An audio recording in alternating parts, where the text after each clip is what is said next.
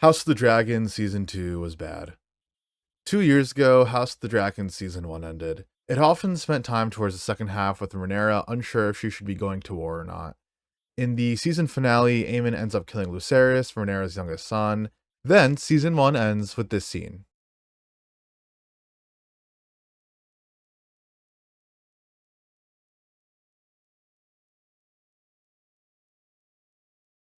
Two years later, and after only 8 episodes, Season 2 of House of the Dragon ends with this scene.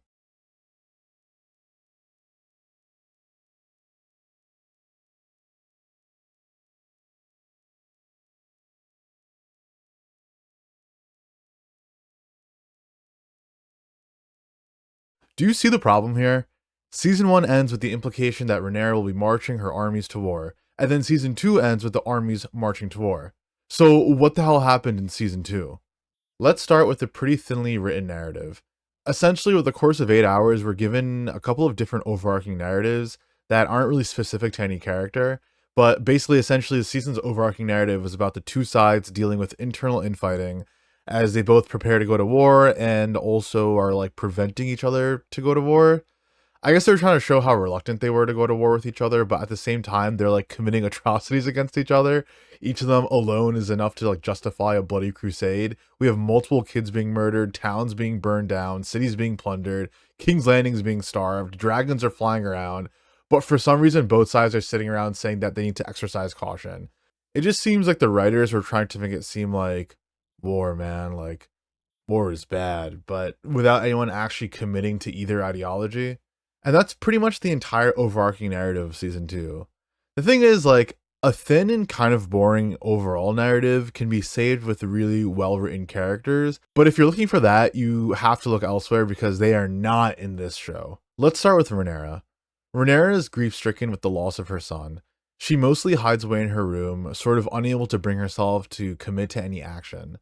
She's become overly cautious due to Lucerys' death and doesn't want to lose anyone close to her. One aspect at work here is that her commanders are constantly questioning her, and this is for some reason shown as like a bad thing. If you're like literally thrown all of your trust in someone who's attempting to conquer the throne as an outsider, someone who's seen by the realm as usurpers, and she's just like sitting around in grief and like refusing to fight, what are you supposed to do? War meetings are the time for you to speak up. These people are behind her, have risked their entire lives, houses, families, everything to honor their oaths, and your queen is actively shooting down any attempt for you to do something. They keep trying to make these girl boss moments for her and showing that these sniveling, aggressive, like untrustworthy men are trying to tell her what to do. And it just completely does not work because oftentimes I found myself rooting for the men. I mean, they at least want to do something. They're at least motivated in trying to win this war. They know they have years of experience under their belt. They know what war is. It's not necessarily avoidable. It's just something that is knocking at their doorstep and they're trying to, get ahead of it and be proactive about it. And Rhaenyra just refuses to be proactive. She's simply reacting to things that are happening around her. The only person who attempts to do anything about anything is Daemon, who's promptly shit on by Rhaenyra. It's never explained why Rhaenyra is so averse to going to war. I mean, like, you literally ran off to Dragonstone and then started a campaign for the throne. You don't think war is going to be inevitable at that point? It does lead to one of the best scenes of the show where Rhaenyra and Alicent have a conversation where Rhaenyra is trying to like get Alicent to agree to like some sort of ceasefire or prevent the war from happening. But like, even as a watcher, you know that things have already gone too far. I mean, they both have sons that are killed. They or sorry, Alicent's missing like a nephew or whatever. I don't know what the relationship is, but people have died. And both scenes between them are top tier and hard carry the otherwise atrociously average writing for everyone else in the show. Their chemistry is palpable and the writing and the acting for the scenes are top notch. The rest of the season after this has her absolutely fumbling. She's getting innocent people absolutely torched because she wants riders for her dragons. So I guess now she's cool with innocent people dying? Like, all her motivations are so freaking thin. Aren't dragons supposed to be forces of wanton destruction? Cole's entire character boils down to, dragons, man? Yo, they're deadly. So is Rhaenyra dragon maxing supposed to be a good thing? Are we so sure that conventional war is so much more horrible than a 6v6 team deathmatch of dragons flying around Westeros, burning everything to the ground? Her scenes with Misara are downright painful to get through, with Misara's horrendous acting paired with equally horrendous writing. She apparently has the ability to enact any scheme or plan she wants in King's Landing at instant notice. Like, she has full control to execute any plan instantly in the capital of the entire kingdom, which is currently at war. Alicent takes a complete backseat this entire season. She barely has a grasp of things when Aegon is king, and when Aemon becomes king, she's completely sidelined. They banished the only compelling character in King's Landing, not Tywin Hightower, in the first episode, which leaves Team Green with truly not one compelling character to root for. It's just shades of shit in King's Landing. Aegon was the only character with a shred of charisma, but he becomes incapacitated halfway through. Aemon truly has zero motivations. I guess he wants power and enjoys fighting and wants to prove he's like the strongest fighter.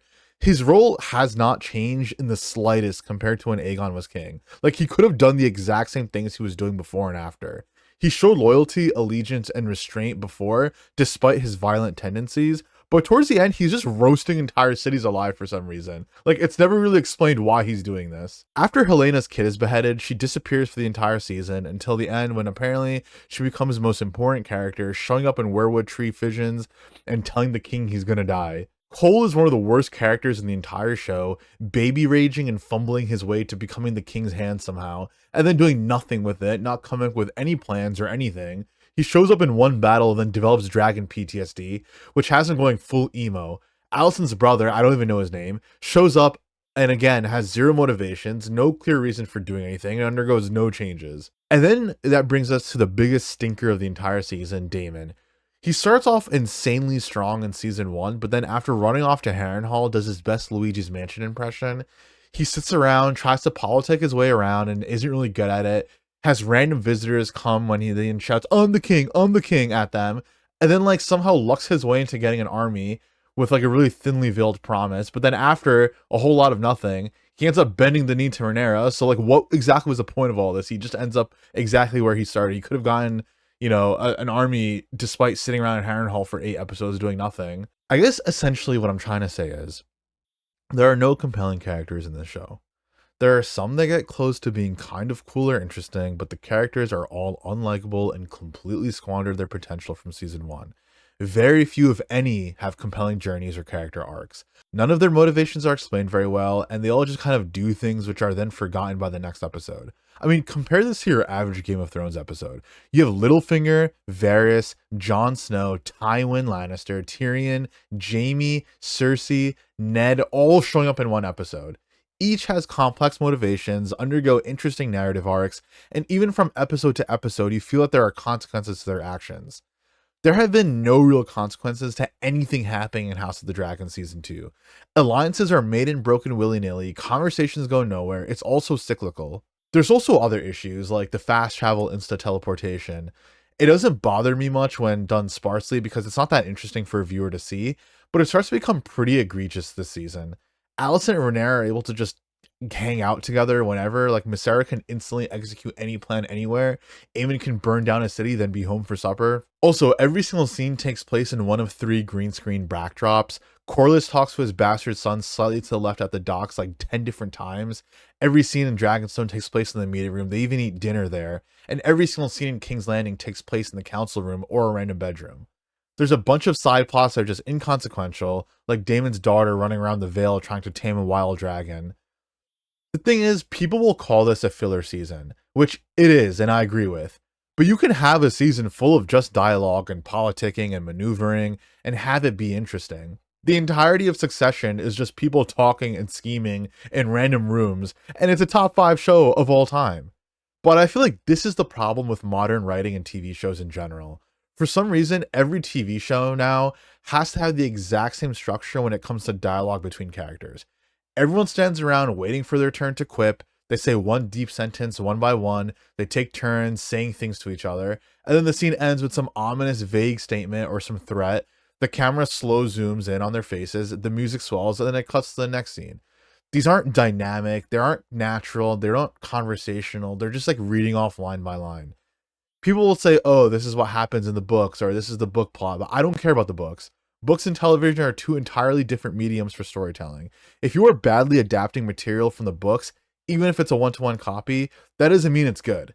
The original Game of Thrones showrunners, despite making some horrible decisions, at least knew to an extent how to adapt source material for television. This whole season just felt like a trailer for next season, but the thing is, we don't even know if the next season is where shit's gonna hit the fan. Because we thought that about last season, but they can just say war is coming for another season. There's not guarantees that it's gonna be good. But yeah, anyway, these are just my thoughts. After being pretty high on season 1, I was pretty disappointed after watching the season finale. Hopefully things are much more improved in season 3. Thanks for watching and let me know your thoughts in the comments. I'm tight.